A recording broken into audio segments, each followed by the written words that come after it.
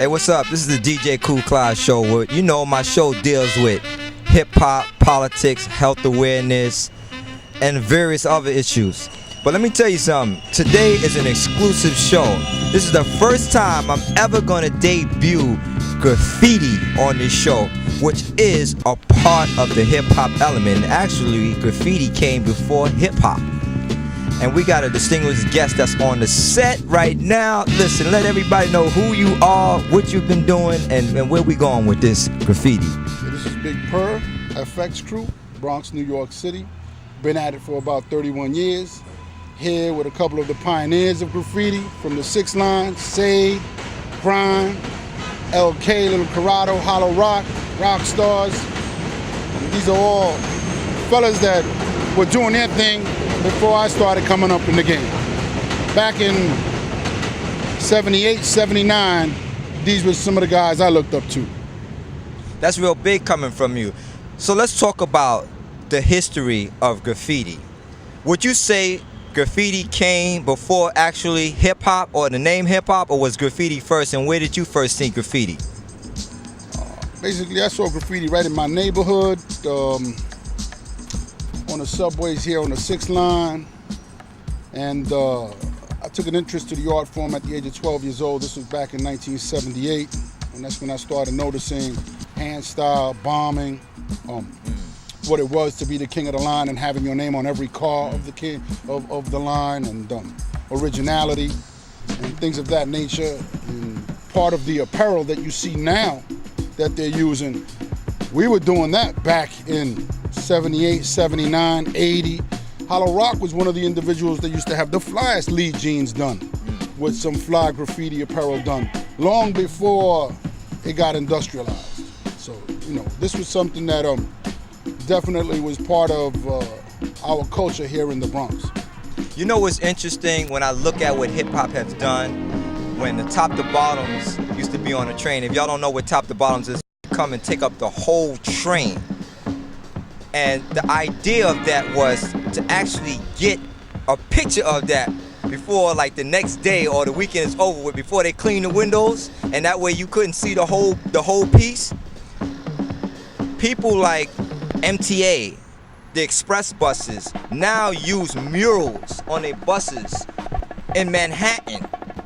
That's where they got the whole concept from. When you look at these wrapping of the Hot 97 vans, Power 105 vans, that all came from graffiti. Let's talk about that. Well, basically graffiti wasn't so accepted then like it is now. And it's more so accepted as now because it's at this level. Back then it was more of the vandalistic level, the way the public eye saw it. And generally, most of the politicians always used graffiti as a crutch to fall back on, to say that they were going to stand up and clean up New York and do this and do that. And they didn't want to realize that there was a culture, that there was a need, that there was a drive, that there was some type of motivation to create, that this was something that we were cultivating here. You know, it's only up until when they can make money off of it that it becomes acceptable. But in the meantime, in the between time, we had been doing this long before they decided to make money off of it. That's real. Is there a difference between just tagging on the walls and piecing and putting up murals?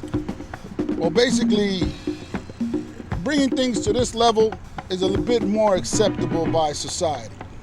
Everyone has their own motivation and reasons of why they look for recognition, why they look for fame, why they write graffiti. It's all part of one culture.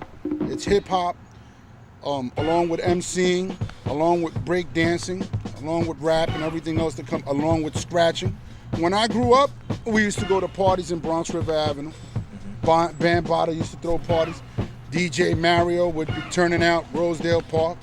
Grandmaster Flash should be throwing parties. It was a big thing to have a flash tape back then, with all of the cuts and all of that, long before it got, you know, generalized into society. And, you know, like, and another thing, rap back then had lyrics. It had substance. They had things that made sense. They had things you would identify with. They were things that pertain to our upbringing in our society.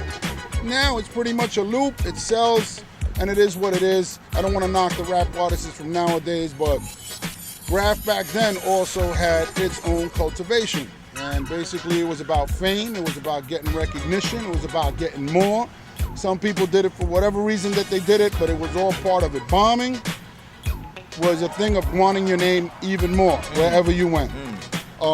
Then we had our people that would do whole cars like rock stars, and we had, you know, people like Cars 207, and we had, you know, TMT fellas, TNT fellas, and, you know, Scene and a bunch of other fellas, you know, Scene TC5, and what you call it. You know, we had people that were worrying about creating and pushing themselves to take it to the next level. And so, you know, that's the difference. This is something where you take it to, when you push yourself to take it on an artistic level, and then you have the bombing level, but it's all part of one culture. What comes to your mind when you hear Common and Blade? Well, back then you knew when Common and Blade came to the line that they were coming to take over. Common never really worried too much about doing artistic aspects as opposed to Blade. Blade did more of the artistic aspect of it, but they both would come and bomb hard on the line. I mean, when they came over, they knew they were taking over the line. Something like LK used to do to the insides of the 6 line. Yeah, check this out. You know what? We're going to be right back in a few minutes. We're going to talk to some of the people and get some interesting stuff. We'll be right back.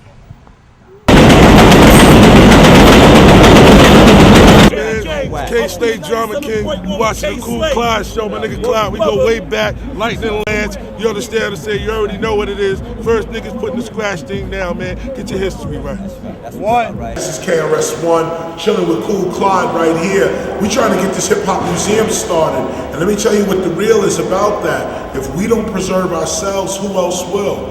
Who else's responsibility is it to preserve hip-hop? If you are hip-hop, it's your responsibility. The Hip-Hop Museum, y'all, in the Bronx. KRS, Cool Clyde. This is Lil Mama, aka the voice of the young people. Right now we're chilling in Harlem with my man DJ Cool Clyde, first DJ with Scratch on Wax. That's what he told me. I'ma hold him to it. Worldwide, We're doing this thing. He out here, he got a big movement. We're trying to get the museum together. So any celebrities out there, put together a wardrobe, something that's classical from yourself. If you're in hip hop and people love you for hip hop, Nas, Jay, myself, Missy, everybody that came before me, and many more to come. Bring something down, get up with this dude, and get him 3 pieces so you can have that museum looking right. Everybody just, you know, let everybody know who y'all are in the camera. Yeah, I be Little Corrado, LK, TLP, old school. Hollow Rock, H Spot, 78, Rockstar. Per Effects, 6 line. Per Effects from the 6 line, Bronx, New York, 78. CEO, Crime True, DJ Lightning Lance, Hip Hop Pioneer, Legend, you name it, I claim it. Yeah, DJ Cool Clyde, So One, Save 5, you know, TGA's top graffiti artist, you know, TLP. And yo, we also had LK here. He was Dude 7. You know what I'm saying? And Too Small. Yo, a lot of names. You gotta get away from all of that. It's good to be able to document the essence of this graffiti. You know, because this is something that I have never done before, and I've always wanted to do it. People like K Slade, who's on Hot 97 now, used to roll with us back in the days, and this is real talk. Yo, Al, let's talk about this, man. Talk about the stuff that you used to do, man, back in the days. Just taking it to the L, straight to the layups, straight to the Underground Railroad, where the trains was at. That's where we was at. Coming with a bag full of cans, and you making it happen. When I say something to you about the writer's bench, what comes to your mind?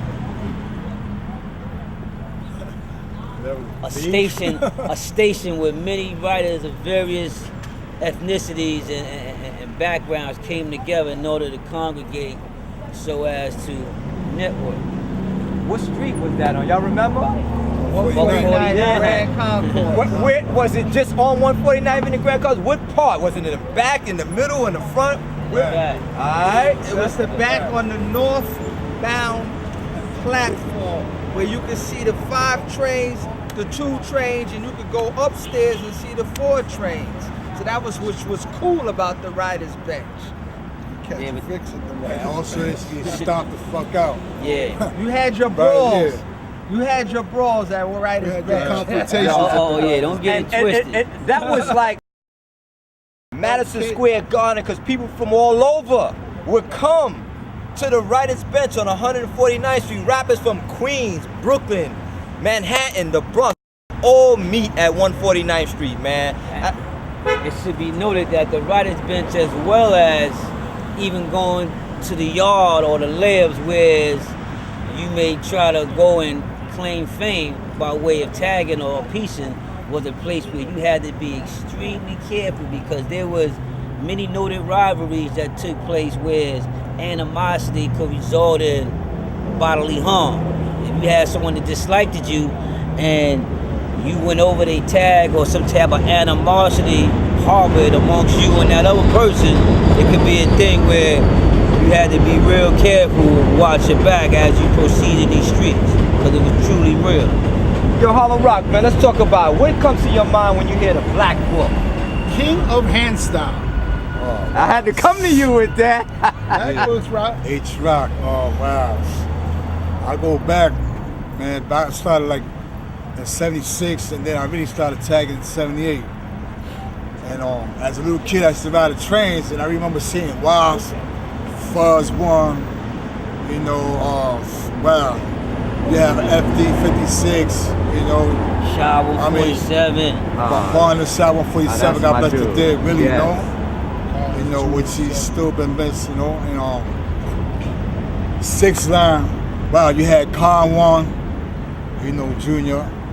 Old school rock star. Then you had Little Keith, you know, Too Small. Cars Rock. And then, you know, I had to come in with the Fluskis, you know what I'm saying?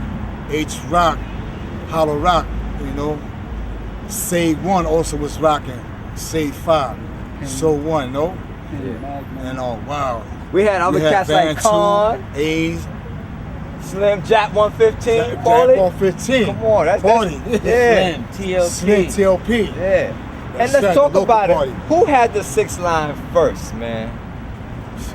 Come on. TLP. 6 Line evoluted for many years. Many years the 6 Train was in the headlock. The TLP crew just rampaging the insides, just terrorizing the insides with cans of ink, and that was another element. Little Keith was the first one to bring out the Fat purple pilots, supermarket ink. the pilots, the unis. pilots. See, that was another element of graffiti that a lot of people don't know. The inside car bombing, just Markets. just taking over the insides with mad heavy duty tags. And you know what was the rush though? Underarm deodorant. We be bombing on one side. Roll-on We be bombing on one side, on the right hand side. to make that And when the with a uptown short trains boy to come, we racer. start to roll over on the left hand side. Remember that? Yo, I tell you one thing, I many plenty of times I went to Yeah. the layups and I'm painting the train on the outside, and for some reason things don't go right, or a cop just pop out of nowhere and you gotta head down the tracks. And Now they anybody bang. could jump in at any given time. When I talk about Hickey and Ski, what comes to your mind? DTs that's out to get you. They was like hip hop graffiti police. Those You are know what I'm Starsky saying? and Hutch of the graffiti. Yeah. Or the graffiti cops. You know, and here's another Vandal thing. Squad. Let's talk about when a conductor will be walking through the cars at night and you wanted to get a set of keys. What went on? Damn, spot we ain't gonna go there. I'm not, Yeah, I guess it'll speak not for itself. incriminating. Gotta get that skeleton key. Not incriminating. But some used to go to the hardware store and get the little blank one and have them file it out from the original one. I'm not. Yeah. That's because they used to close the doors in between cars, and in order to get from car to car, you needed to have that key. I mean, it got to a point that I got so dedicated, man, that I used to just grab my little rock star bag.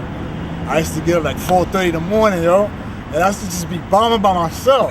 You hear me? And then I found myself, the train moving on me, dog. And I'm inside the train, yo. You know, that's when I started learning how to climb down the motherfucking pole.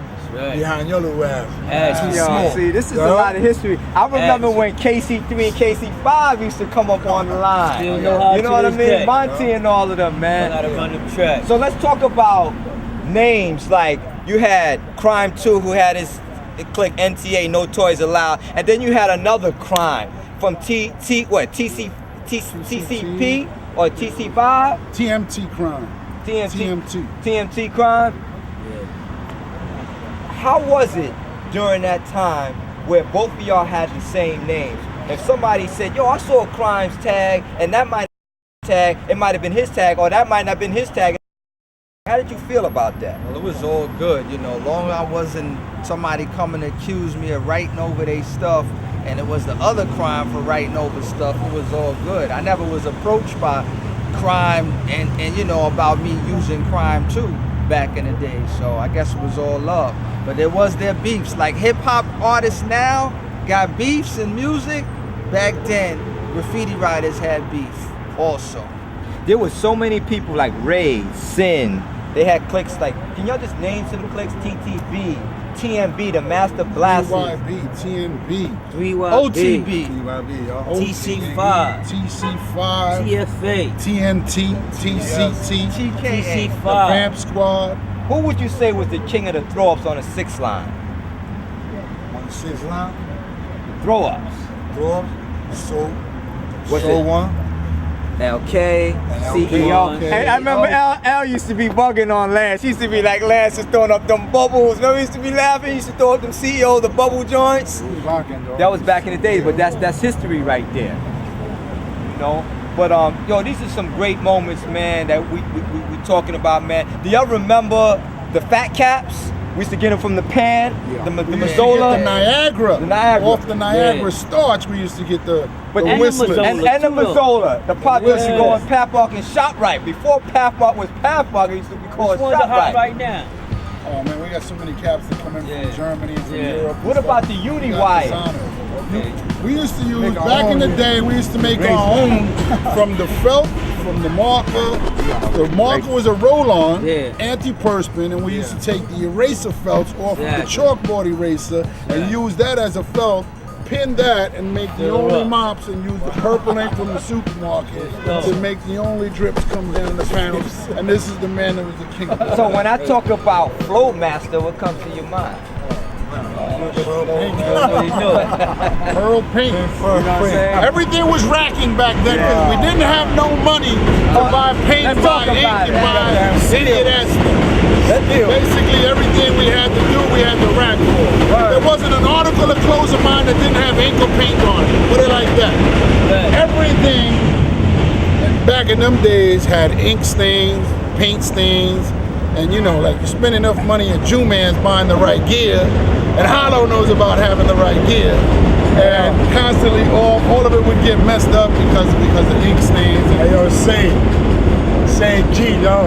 Y'all used to get mad at me, right? When I used to come out from bombing the layups and shit, when we stayed in Sariga, you know, when we used to start from St. Lawrence all the way down, past Park Chester, all the way to Buell. Hey, yo, we used to go. I used to be off fucking with the Plans, Puma, bombing everything, and y'all used to get mad because I used to come out still clean. Y'all be all inked up. And I used to go straight to the party and shit. Let me tell you. Since junior high school 123, nobody dressed flyer than Hollow Rock. I remember when K Slay used to come through there with us. I remember when it was too cold, when the layups wasn't here on St. Lawrence or Zariga, they would be in the tunnel. Right. Do y'all remember in the tunnels? Right on. When it was gonna snow, Right in between Hunts Point and me and Longwood. 116th, Longwood, They still do that. 110th, 116th Still Street, do that. Cypress. Longwood Avenue layup. Yo, this is a lot of days, history. man. Listen, man, we'll be right back with the DJ Cool Class Show. You dig? DJ Cool Clyde, first DJ to scratch on a record.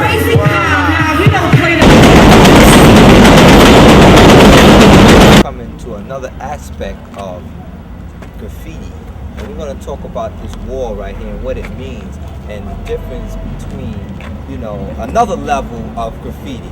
I mean, we talk in terms of, most people think of graffiti as vandalism or it's bombing and just writing and spray painting your name so everybody can know who your name is. But we're using graffiti in a different sense to show the creativity and to show that graffiti can be used in a positive light. Pearl, let's expound a little bit more about this war.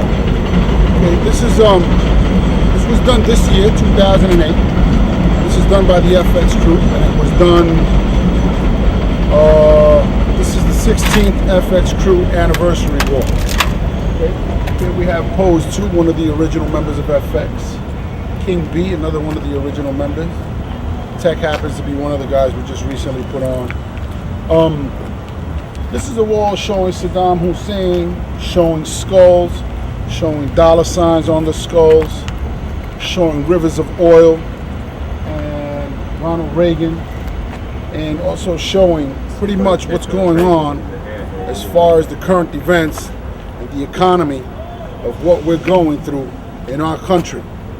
And as you can see, we're showing some of the politicians like Giuliani who have used graffiti as a crutch to fall on, as well as some of the guys that are higher in office like Rice, Cheney, Rumsfeld, Colin Powell, and George Bush. I like how you use how Giuliani used graffiti as a crutch.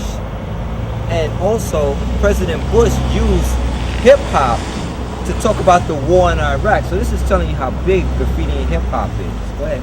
Okay, well, this wall is basically sending out a political message of who's in office and what this really comes down to. I mean, in Africa, we have apartheid, and we're supposed to be humanitarians, and we're not stepping up to the plate to worry about how many thousands of people are dying behind famine in Africa. But yet, and still, because of the oil, because of the money that's involved, you know, now we have what's going on basically all in a tail on this wall. You know, we got bars of gold, we got grenades sitting on top of dollar signs and dollar bills, we got the Uncle Sam holding on to dollars, we got the nuclear explosion, we got the heads, which are the souls of innocent lives that are dying in the war of Iraq, which is based, you know, we ain't illiterate. We know it's about the oil. Because we ain't, you know, we got rivers of oil, we got tanks, we got nuclear explosions, and we got the people in office. The dollar signs are symbols on the skull's foreheads, stating this person lost their life for the sake of this government's greed for money.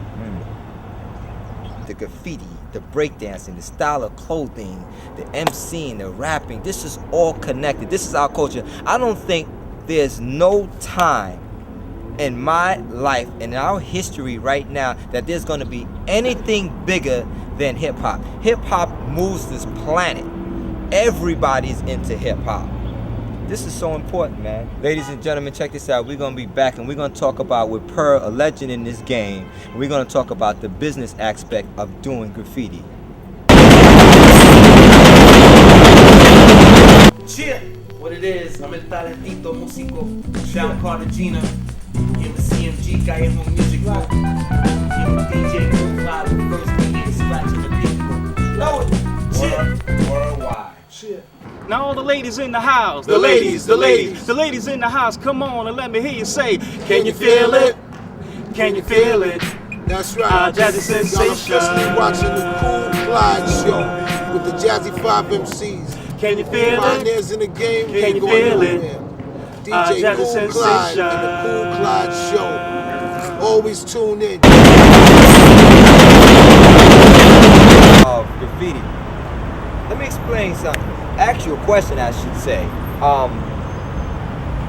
How do you get funding to do this? And how do you do you get paid for doing this? Is it a business for you? I mean, tell the viewers, I mean, how do you go about this? Because people obviously want to know. They might think that you're just, coming out here with a few cans of spray paint and... Well, basically, we brought it to the next level, as you can see. And this happens to be one of our professional ad walls where we had a collaboration of different images, and sort of like the way you started, that you were just DJing in the hood and now you got your own talk show.